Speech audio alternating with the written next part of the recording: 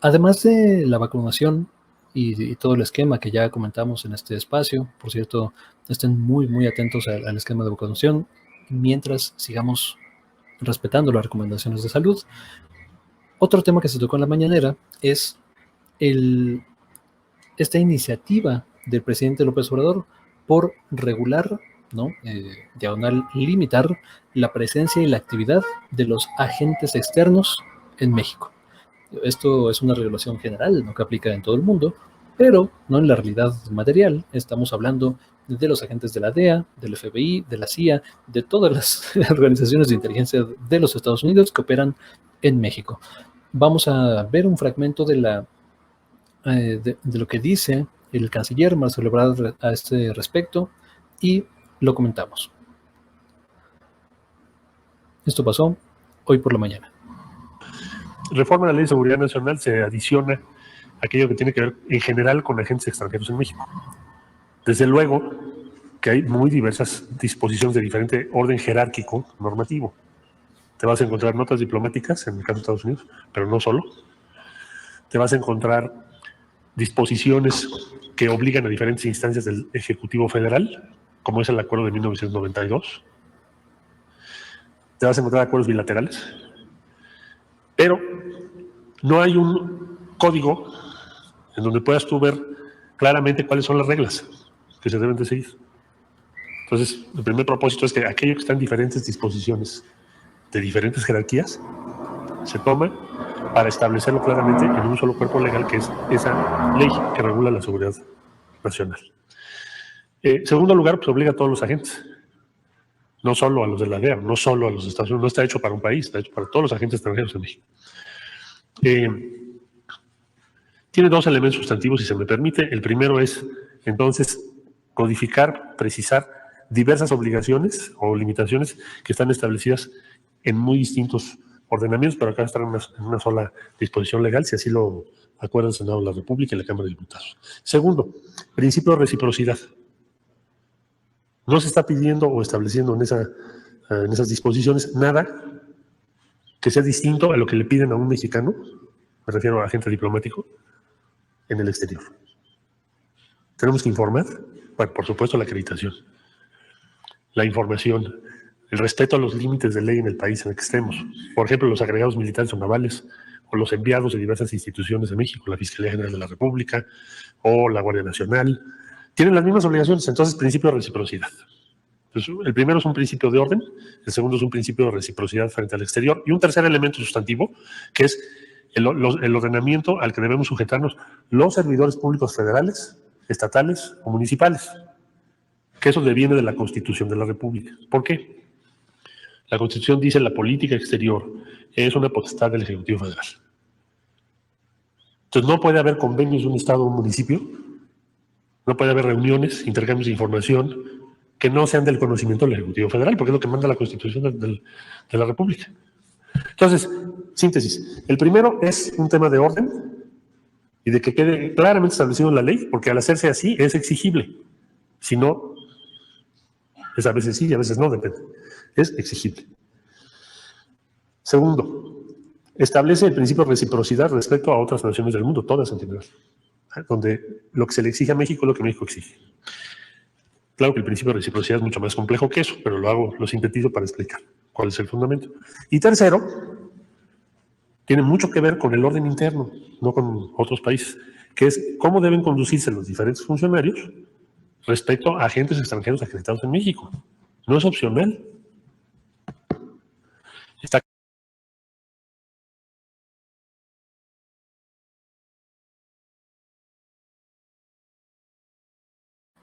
Disculpen, estaba muteado porque había ruido en el exterior, pero bueno.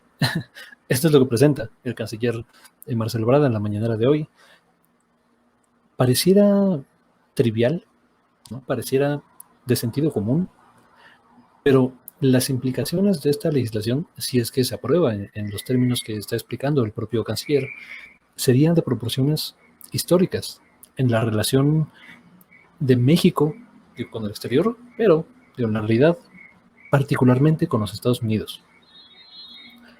No hay momento en la historia de México, momento significativo. Es más, las tres transformaciones, ¿no?, de las que hablan historiadores y de las que se ha apropiado el lenguaje el presidente López Obrador, han sido ayudadas, modificadas, facilitadas, fortalecidas o menoscabadas por intereses extranjeros, ¿no?, en México, operando en México particularmente.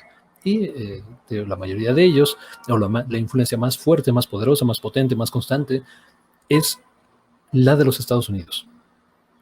Hoy no es distinto. Hoy los agentes de la DEA ¿no?, pasan, entran, actúan como Juan por su casa, cabrón. Eso es inadmisible, eso es subordinar tu orden interno a factores externos, subordinar tu seguridad nacional a otro poder no extranjero. Esto no se ve en otras latitudes, esto no es normal, pues. Aquí estamos perfectamente acostumbrados, ¿no?, que sale una noticia de, agente de la DEA, ¿no?, captura o tal, o balacea no sé dónde, y entre ellos había un agente de la... A ver, cabrón, o sea, ¿qué hacen aquí en primer lugar? O sea, salgamos, por favor, saquemos de la mente esta caricatura, ¿no?, esta romantización, esta visión distorsionada que las series de Netflix, que no documentales, series, otro tipo de cuestiones, películas, nos han puesto en la cabeza de lo que significa el fenómeno del narcotráfico en México, ¿no? Y de fondo en todo el mundo. Es decir, solamente aquí hay mafias, ¿no? Estos cárteles de la droga, ¿no?, estos señores, estas personas, ¿no?, que nombran y que ponen en listas de los más buscados y tal, son realmente no tan poderosos como se les dice, o hay un aparato estatal que facilita no solo la creación, sino el funcionamiento y el crecimiento y el desarrollo de este tipo de actividades en un territorio nacional. Y más aún, o sea, no solo no se entiende el crecimiento de estos no aparatos de crimen en México y en el mundo sin la intervención estatal, no se entiende tampoco sin la demanda de los Estados Unidos. ¿Quién es el primer consumidor de todo tipo de drogas en el mundo? ¿Dónde está el principal mercado de este tipo de sustancias? Entonces, o sea, cambiemos un poco la narrativa y pensemos no solo de dónde vienen, de dónde se producen, por dónde transitan, quién trafica, ¿no?, y todo este tipo de cuestiones, sino a dónde van, quién permite su paso, cómo es que no se lava ese dinero, a través de qué instituciones, cuáles son los bancos que están participando. O sea, porque, o sea, tampoco pensemos que estos miles de millones de dólares que se producen a través de todo este tipo de actividades se mueven a través de carretas, ¿no?, camionetas o escondidos en las llantas. No, cabrón, o sea, sería imposible manejar ese tonelaje de dinero, ¿no?, a través de este tipo de carreras. Por supuesto que hay instituciones financieras detrás y además orgullosas y gustosas de participar en este tipo de actividades, ¿no? O sea, es dinero, cabrón. O sea, vale gordo, donde sean. Son instituciones, yo no diría inmorales, yo diría amorales, ¿no? Las grandes instituciones financieras del mundo, la moral no es algo que sea un factor en su toma de decisiones, o si reciben un cliente o una cuenta o no. ¿Tiene dinero o no tiene dinero? ¿No tiene dinero? Bienvenido, vénganos tu reino. ¿De dónde vino? Yo no pregunto, no sé, o sea, estos bancos, ¿no?, que existen, ¿no?, en paraísos fiscales, en Suiza, en Luxemburgo, o sea, su beneficio para el cliente es la confidencialidad de los datos. O sea, desde ahí ya estamos, ¿no?, viendo de qué lado más que la iguana, ¿no? Entonces, rompamos esta narrativa, por favor, de buenos contra malos, de crimen contra... O sea, no. Es una amalgama, es un conjunto de intereses nacionales e internacionales que fomentan el crecimiento y desarrollo de este grupo, de este tipo de grupos, ¿no?, de crimen organizado.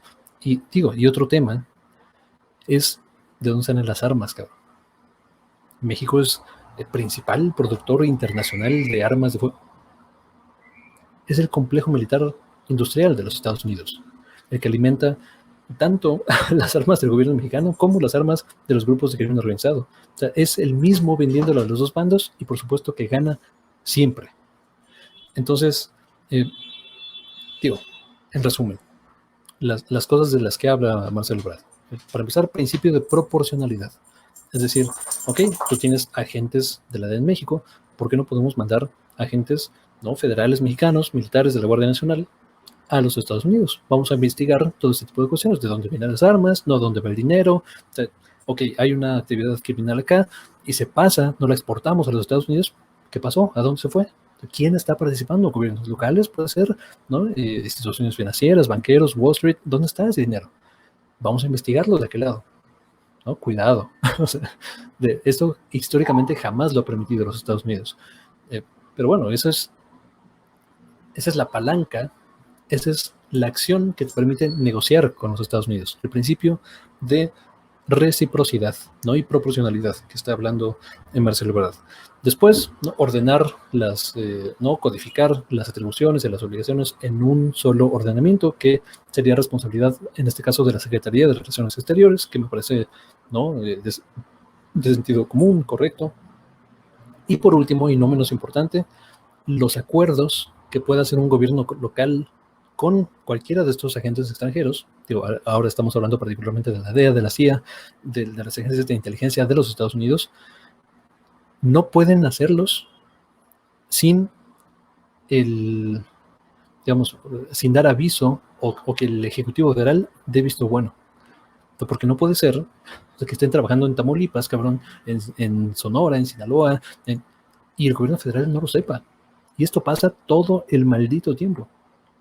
Entonces hay un desorden, hay un desmadre, hay un caos que beneficia a que esta estructura y este aparato criminal, que ya no pensemos solamente en las drogas, pensemos en minería, en huachicoleo, digo, y no huachicoleo de a botellita, no, infraestructura, ¿no?, una infraestructura alterna alrededor de los ductos de Pemex y de gas y otro tipo de actividades criminales extremadamente lucrativas, sigan creciendo y sigan extrayendo recursos de México sin que las instituciones mexicanas puedan tomar cartas en el asunto. Entonces, bueno, de darse, honestamente sería una propuesta, digo, ya es una propuesta histórica, pero de aprobarse sería una ley histórica entre las relaciones de México con los Estados Unidos y un cambio, ¿no?, a esta visión securitizadora del crimen organizado. Pero bueno, hasta acá dejamos este comentario. Coméntenos, ¿no?, díganos si están de acuerdo con nosotros o bueno, con lo que estoy diciendo acá. Si estoy diciendo disparates, cualquier cosa es bienvenida, ¿no? Nos encanta discutir y debatir también en los comentarios. Muchas gracias por ver, por compartir, suscribirse y todo lo que debo decir al final de los videos. Y nos vemos pues hasta la próxima.